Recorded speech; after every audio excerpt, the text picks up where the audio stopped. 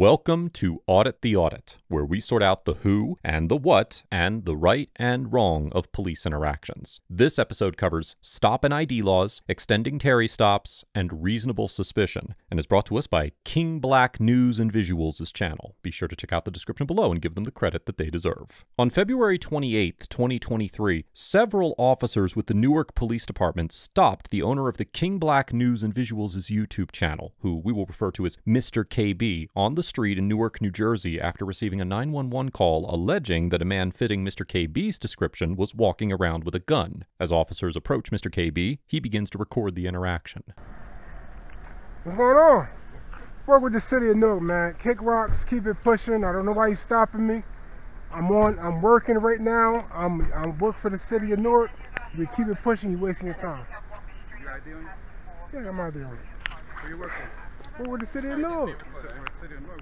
Yeah, what you mean what it mean? I'm under the official duties working. You stopping me, you don't have reasonable suspicion of a crime. Make sure you put your body cameras on. Alright, making sure. Yeah, you don't have no reasonable suspicion of a crime to stop me. And I just told you I was working. And my ID in my ID in the truck. You can't stop me just for having this stuff on, man. Seriously. Absolutely not. I'm telling you, man, y'all playing with the wrong one. Huh? No, I'm looking for something. That's why y'all stopped me from doing what I gotta do. I'm looking for something. I'm looking for my guardian angel. Like, man, I had dropped it out here. But y'all stopped me like I'm a terrorist, bro. That's what I'm saying. I don't appreciate that, man. Am I free to leave? Yes or no, sir? Mr. Cardiel, what's your badge number? Alright, what's your reason for stopping me, sir? I ain't, no, don't talk to me that way. You disrespecting me. Don't tell me to be quiet. Because we stopped you, now we have to do a FI. We have to do a stop report. I already identified myself by telling you that I work for the sanitation. What's your name? I'm not required by state law How is that identified? or New Jersey statute or United States Constitution to give you my name. I already told you that I work for the city, and I already told you I work for sanitation. That's enough. The officers inform Mr. KB that he needs to identify himself, but Mr. KB claims that he's not required to identify himself under state or federal law. Although it is well established that an officer may ask a suspect to identify himself during a Terry stop, individuals do not have a legal obligation to do so unless state law requires it. Now, because New Jersey is not a stop and ID state, New Jersey police officers typically do not have the authority to demand that an individual identify themselves outside of a traffic stop unless they're making an arrest or issuing a summons. As such, courts have generally concluded that refusing to identify when there is no legal obligation to do so does not constitute obstruction under New Jersey law. Section 2C 29-1 of the New Jersey Revised Statutes, which codifies the obstruction statute, states that, quote, a person commits an offense if he purposely obstructs, impairs, or perverts the administration of law or other governmental function, or prevents or attempts to prevent a public servant from lawfully performing an official function by means of flight, intimidation, force, violence, or physical interference or obstacle, or by means of any independently unlawful act. In the 1985 case of State versus Pearlstein, the Superior Court of New Jersey Appellate Division held that the statute, quote, is limited to situations where there is violent or physical interference, or where other acts occur which are unlawful independently of the purpose to obstruct government. Based in part on this decision, the same court concluded in the 2005 case of State versus Camillo that the failure to identify alone is insufficient for obstruction, and that an individual's refusal to provide his name, date of birth, and social security number to a state trooper who needed the information to prepare an incident report did not constitute obstruction, noting that obstruction must be carried out, quote, by means of flight, intimidation, force, violence, or physical interference or obstacle, or by means of any independently unlawful act. Based on this precedent, it is unlikely that a court would determine that Mr. KB committed obstruction by refusing to identify himself. Yeah, let me call my supervisor, and you can call your supervisor. Because you about to escalate, we're not about to do this. Escalate what? You're being recorded. You're being recorded. We're trying to send you on your way. Yeah, I already asked to be sent on my way, and you sitting here telling me that I'm being detained. You put me through an unlawful detention. I don't care about none of that stuff you're talking about.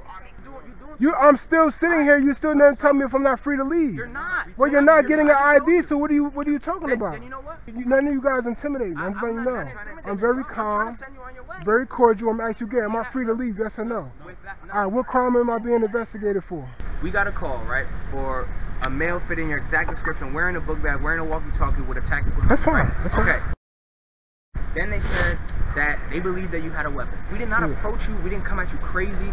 Came at you respectful. Right now, all we're trying to tell you literally is, okay, right? Our suspicion is dispelled, but we still need to identify the person we are speaking with. The officer claims that even though their suspicion has been dispelled, they still need to identify Mr. KB for their report and continue to detain him. As we've discussed many times here on ATA, officers have the authority to detain individuals when they have a reasonable suspicion to believe that they are engaged in criminal activity. However, in the 1983 case of Florida versus Royer, the U.S. Supreme Court clarified that, quote, an investigative detention must be temporary and last no longer than is necessary to effectuate the purpose of the stop, and that, now quoting again, the investigative methods employed should be the least intrusive means reasonably available to verify or dispel the officer's suspicion in a short period of time. Relying in part on this case, the Supreme Court of New Jersey held in the 2019 case of State versus Chisholm that officers violated the Fourth Amendment when they continued to detain the occupants of a motel room to identify them after the noise violation that was the basis of the original detention was remedied, and the officers decided not to issue any summonses, noting that, quote, a seizure that is lawful at its inception can violate the Fourth Amendment if its manner of execution unreasonably infringes interest protected by the Constitution. The court concluded that, now quoting again, because the officers exercised their own discretion and declined to issue a summons for a noise violation, they essentially concluded that the occupants were not engaging in any criminal activity, and that, quote, after the loud music was abated and the police chose not to issue a summons, submitting warrant checks was unnecessary and improper because doing so would do nothing to help confirm or undermine the police officer's decision regarding the noise complaint. In this instance, the officers had likewise concluded that Mr. KB was not engaging in any criminal activity, and, applying the logic of the New Jersey Supreme Court in the Chisholm case, identifying him would do nothing to help the officer's decision regarding the 911 call involving a man carrying a firearm. As we mentioned earlier in this episode, an individual's mere refusal to identify themselves during a Terry stop is not a crime in New Jersey, even if officers may need the information to complete their reports. Therefore, a court would likely conclude that the officers had no independent reasonable suspicion to prolong Mr. KB's detention once their initial suspicions were dispelled, and that their actions in doing so violated the Fourth Amendment. Nah, I'm willing to identify myself if I had committed a crime. Okay. That's what I'm saying. So now, So under no circumstances, at this I'm not point giving right you now, my ID. I I can don't do. have to have committed a crime in order for us to identify. Nah, you don't know what you're talking Because about. we You have- gotta we have go. a call, You need to read the. We got a call with somebody matching. Man, you about to exact get in a lot. position. You about to get in a lot of trouble if you believe that. You know, police about to have more lawsuits and more federal. Y'all about to be under a federal investigation. If you really believe that you can stop people without having an articulable suspicion of a crime, reasonable articulable suspicion of a crime. Yes. The What? fact What? that we what? gotta The call female someone gave- fitting she your gave- exact we have description. it. It could be all done. You just give me your name. It really could, man. You really make could. it. Nah, you don't need to ID me. You don't have to provide me your You're ID. being I've been doing this for I've never 15 dealt with years. nobody I like don't give nobody no IDs. That's just what it is. You're just It could making be harder. it could be corny, man, but I know my You're just rights. making it harder. You're just making it hard for no Say reason. what you want to say, bro. I ain't got to give you no ID. That's it. 1,051 hours. Supervisor rising on scene. So I don't know. I don't know what's going The on. reason they stopped you is because we did get a 911 call. Said Okay. somebody matching your description was walking around with a handgun. Even still, once you stop me and you I got you. investigate, you see that, you know what I mean, I ain't got no gun. So I mean, exactly. So that's where we at the point Yeah. right now, right? We see you don't have Yeah. no weapon, so you're gonna be on your way. However, So- because you were detained, I could get if I want to, I can get like the police report or transcripts for that. yeah, Like, yeah, you know? we'll give you a bit number. No, like, however, we're gonna need your identification because you were stopped. Sergeant Vasquez informs Mr. KB that the officers stopped him because they received a 911 call about someone who matched his description walking around with a handgun. Section 2C 39-5 of the New Jersey Revised Statute states that, quote, any person who knowingly has in his possession any handgun without first having obtained a permit to carry is guilty of a crime of the second degree. Additionally, under Section 2C 39-2 of the New Jersey Revised Statutes, quote, when the legality of a person's conduct depends on his possession of a permit, it shall be presumed that he does not possess such a permit until he establishes the contrary. Accordingly, when officers have reasonable suspicion that an individual is in possession of a firearm, they are generally authorized to detain them to investigate further. Now, it is important to note that reasonable suspicion suspicion only needs to be articulable, meaning that it must be capable of being expressed, explained, or justified. But it does not need to be actually articulated during the stop, and therefore, officers are not required to explain their reasonable suspicion to detainees. Nonetheless, officers must maintain reasonable suspicion throughout Terry stops, even if they do not choose to communicate their suspicions to the citizens being detained. In the 2000 case of Florida versus JL, the Supreme Court held that an anonymous tip that an individual is carrying a gun is, without more, insufficient to justify a Terry stop, despite the fact that the officers in the case found an individual matching the tipster's description at the location provided in the anonymous call. In reaching this conclusion, the court reasoned that, quote, all the police had to go on in this case was the bare report of an unknown, unaccountable informant who neither explained how he knew about the gun nor supplied any basis for believing he had inside information, and that, now quoting again, an accurate description of a subject's readily observable location and appearance does not show that the tipster has knowledge of concealed criminal activity. However, in the 2014 case of State versus Smith, the Appellate Division of the Superior Court of New Jersey determined that law enforcement had reasonable suspicion to stop a vehicle based on an identified citizen's report to police that she had seen the vehicle's occupant flash a handgun. Now, in reaching this conclusion, the court recognized that because, quote, a report by a concerned citizen or a known person is not viewed with the same degree of suspicion that applies to a tip by an anonymous informant, and also, now quoting again, by giving her name and any additional identifying information collected by the 911 system, an identified citizen is subject to future questioning and possible prosecution if the information provided is false. An ordinary citizen is, quote, presumed to be providing reliable information, and further investigation of the citizen's reliability is not required before appropriate police action is taken. In the situation involving Mr. KB, if the 911 caller making the report claimed to have actually seen someone carrying a gun, or otherwise explained how they knew about the gun, well, it seems likely that a court would conclude that the officers had reasonable suspicion to detain Mr. KB, particularly if the caller provided their name or other corroborating details. However, additional facts, such as if the caller was anonymous or did not claim to have personally observed an individual matching Mr. KB's description brandishing or openly carrying a firearm, could impact the court's decision. Oh, no, you're not getting ID. My supervisor's coming right now. You're not getting my ID because I didn't commit a crime.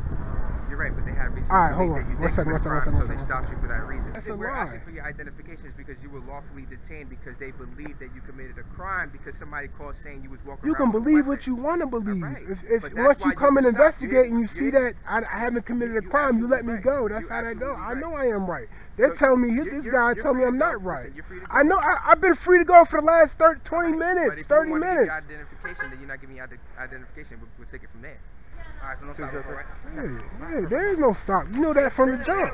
I'm not giving nobody no hard time, bro. Nah, we ain't about that. I told you we were just trying to follow protocol, man. That's it. I'm gonna tell my supervisor he ain't gotta come. Sergeant Vasquez said I'm free to leave, so you don't have to come here, but I'm about to walk up Grafton and meet Ellison, do the boxes. I can't even finish looking for my stuff now. After continuing to detain him for several minutes, the officers eventually told Mr. KB that he was free to leave, and he walked away without further incident. Mr. KB was not charged with any crime or issued a citation, and it's unknown whether he intends to file a complaint or pursue legal action against the officers for their actions during the interaction. Overall, the Newark officers get a C, because although they maintained mostly professional demeanors and did not use physical force or arrest Mr. KB, they extended his detention after their initial suspicions had been dispelled without reasonable suspicion of an additional crime, and repeatedly ordered that he identify himself when he was not legally obligated to do so. Throughout the encounter, the officers appeared to be more concerned with completing their paperwork than respecting Mr. KB's constitutional rights. And although they eventually let him leave without identifying himself, they kept him detained for an extended period of time while they attempted to manipulate him into complying with their unfounded demand for identification. situation. While it is certainly possible that the Newark Police Department encourages or even requires officers to identify the subjects of Terry stops, even official department policies cannot override the constitutional rights of citizens. This is a trap that members of law enforcement fall into all too often, and I would encourage law enforcement officers to remember that both state law and the Constitution trump any standard operating procedures that their department might have in place, or their need to complete department paperwork. Mr. KB gets a B+, because although he demonstrated some confusion in his understanding of reasonable suspicion and did not exercise his right to remain silent, he stood firm in his refusal to identify himself throughout the illegal extension of his detention and requested a supervisor to help resolve this situation. That being said, Mr. KB repeatedly argued that the officers did not have the reasonable suspicion necessary to legally detain him because he had not committed a crime. And although the distinction might seem subtle, it is